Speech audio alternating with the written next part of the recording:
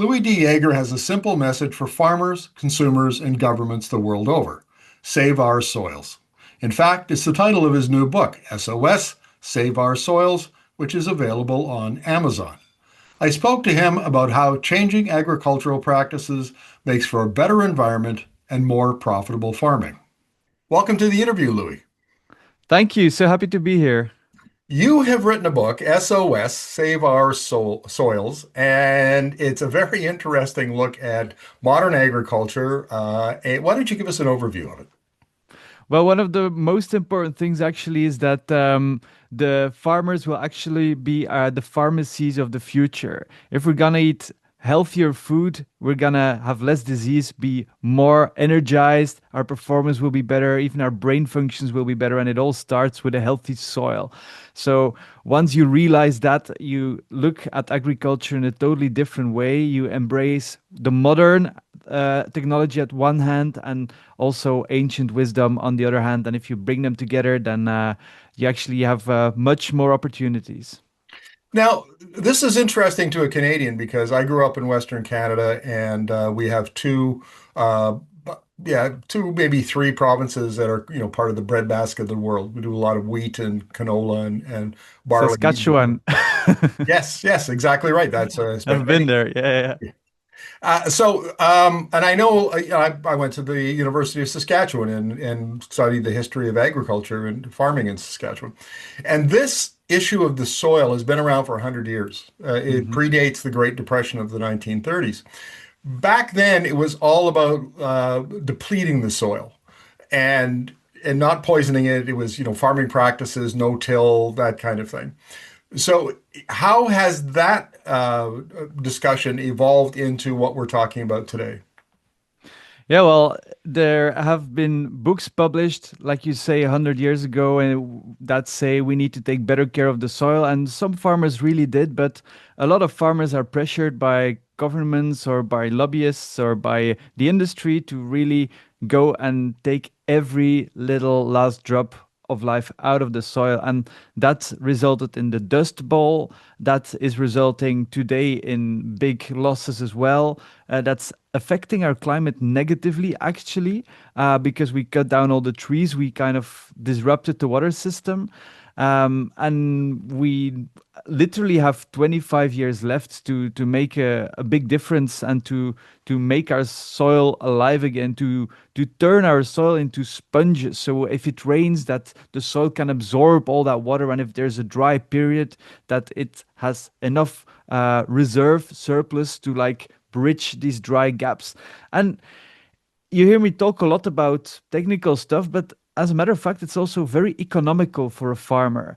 Right now, farmers are pushed to think very short term because a lot of farmers have a lot of debt, actually. And we want to make sure that they can have a longer term perspective because short term profits is long term disaster. But if you look a little bit longer term, we can make our soils alive again, and it is actually much more profitable for a farmer. They have to spray less chemicals, they have to uh, go out on their fields with their tractors way less than normally. And I know farmers that can buy one Porsche car every year by the money they saved by reducing their input. So that's just fantastic. My wife has a cousin in Nipawin, Saskatchewan, who farms canola primarily, Okay. 3 or 4 thousand acres.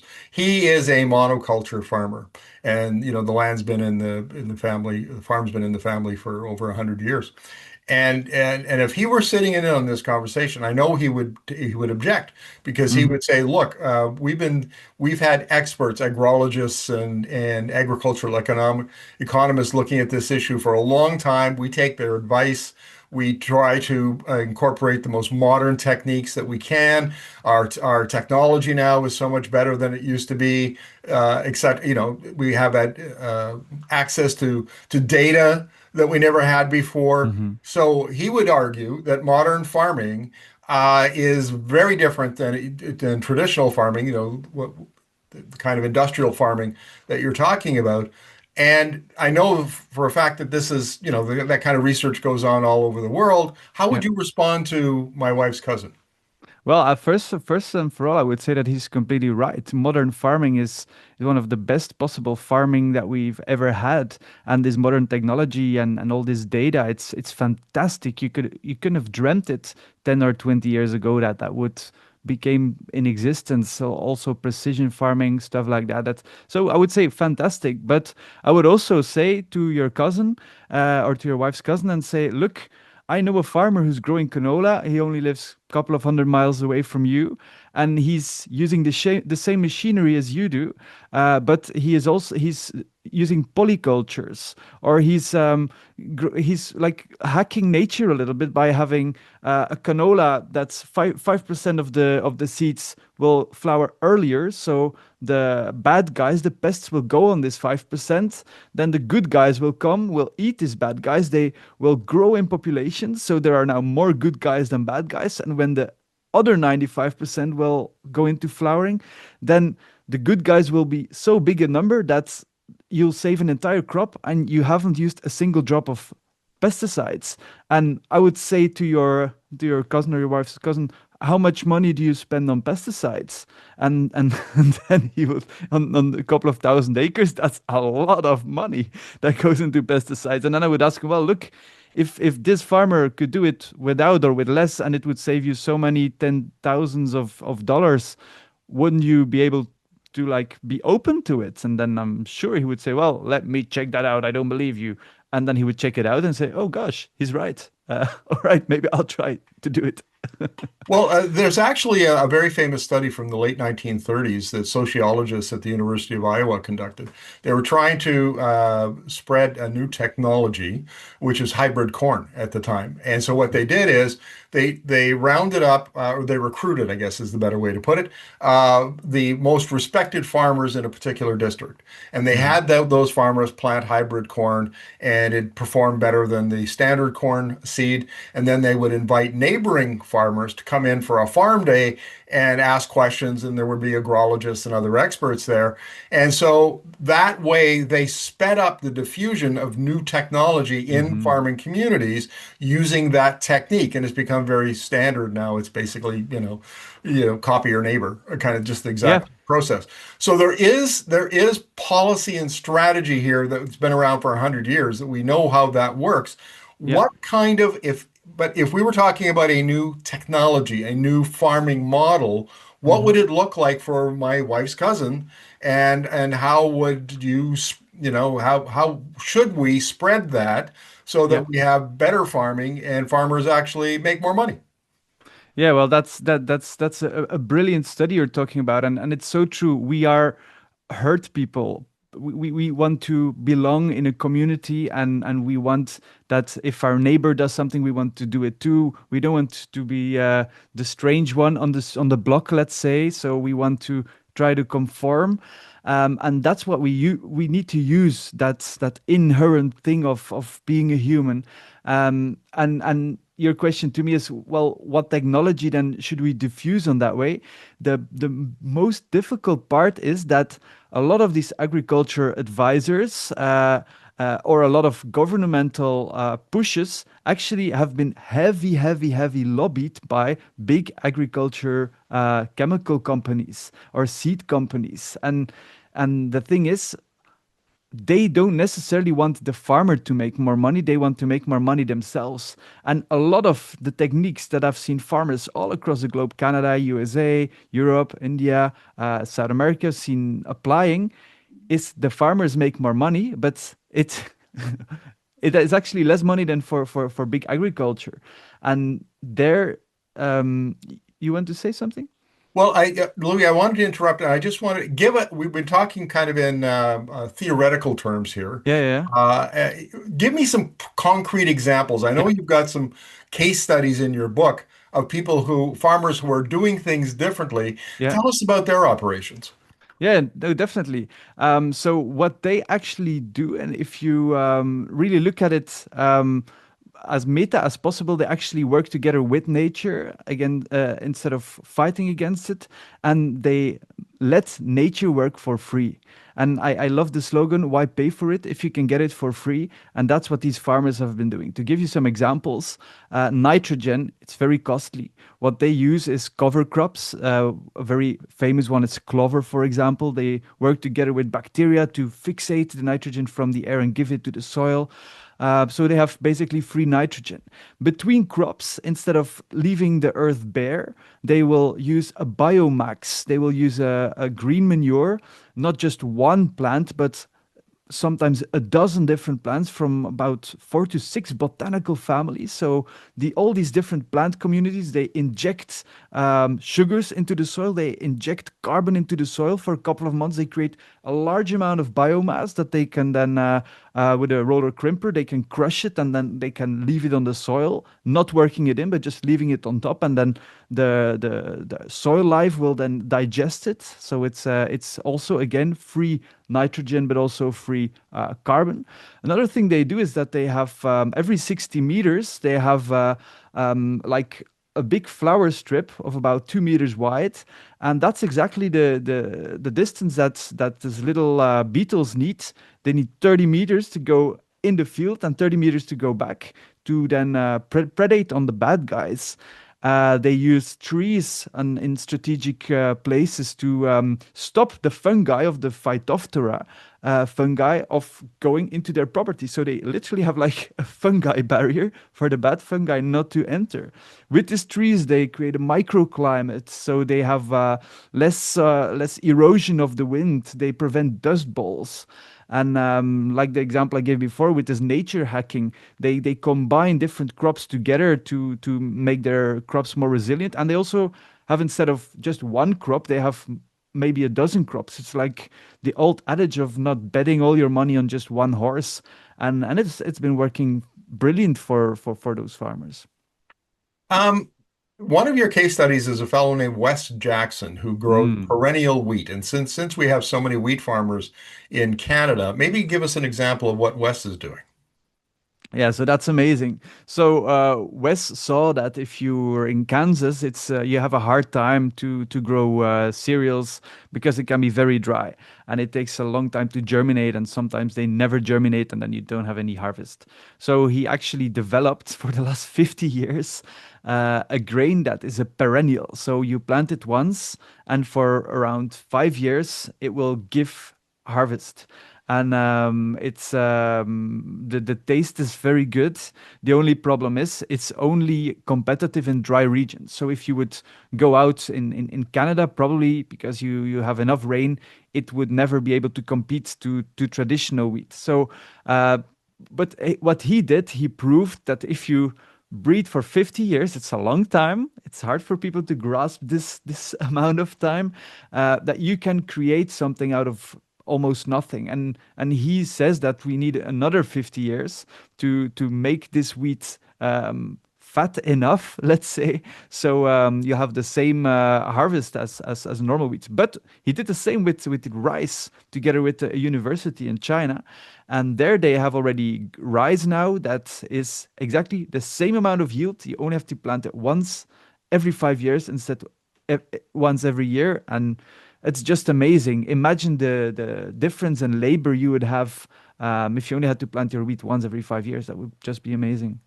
Well, this is actually an interesting question because I know the University of Saskatchewan is actually quite famous because back in the more than 100 years ago, it developed dwarf wheat, right? Hmm. Remember that you see the old Yeah. photographs, where people are standing in a wheat field and the wheat is high as somebody's head. Yeah, yeah, yeah. And now the wheat is maybe 18 inches, 24 inches, something like that. So it's a lot Yeah. easier for the combine to come in and there's a lot less waste, the chaff. Hmm.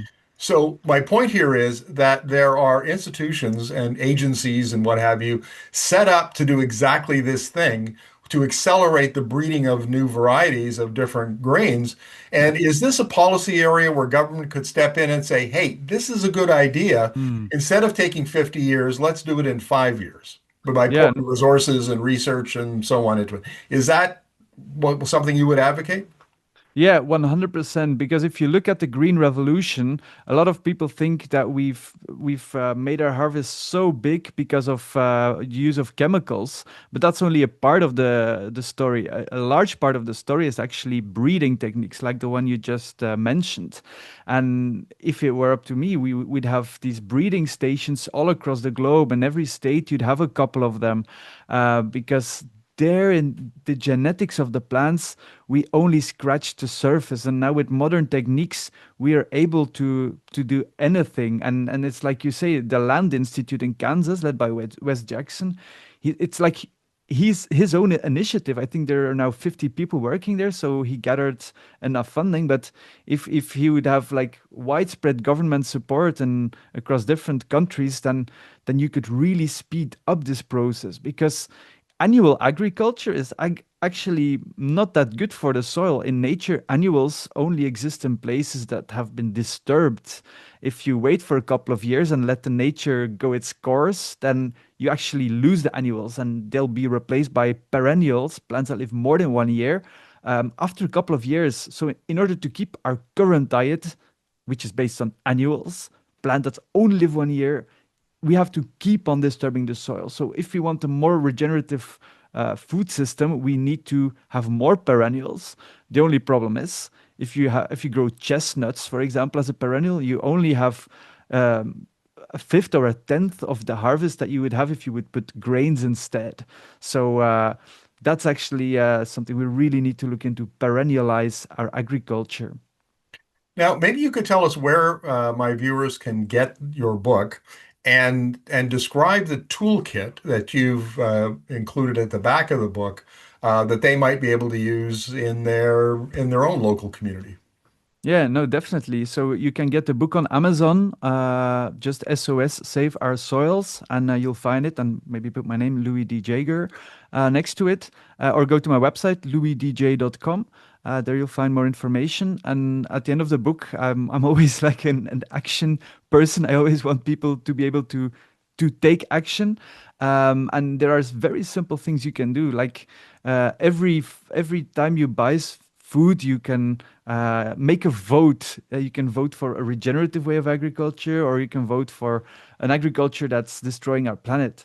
But also talking about it is so important, because a lot of people actually, when they hear the stories about how important soil is, and the connection with human health as well, um, if you have a healthy soil, you have more microorganisms on your food, and so it's actually better for your guts. You have less chronic diseases. A lot of people don't know that 90% of our happiness hormone is actually created in our guts. So 90% of our happiness is gut, and gut is food. So if you eat crappy food, you're not gonna feel happy. It's scientifically proven.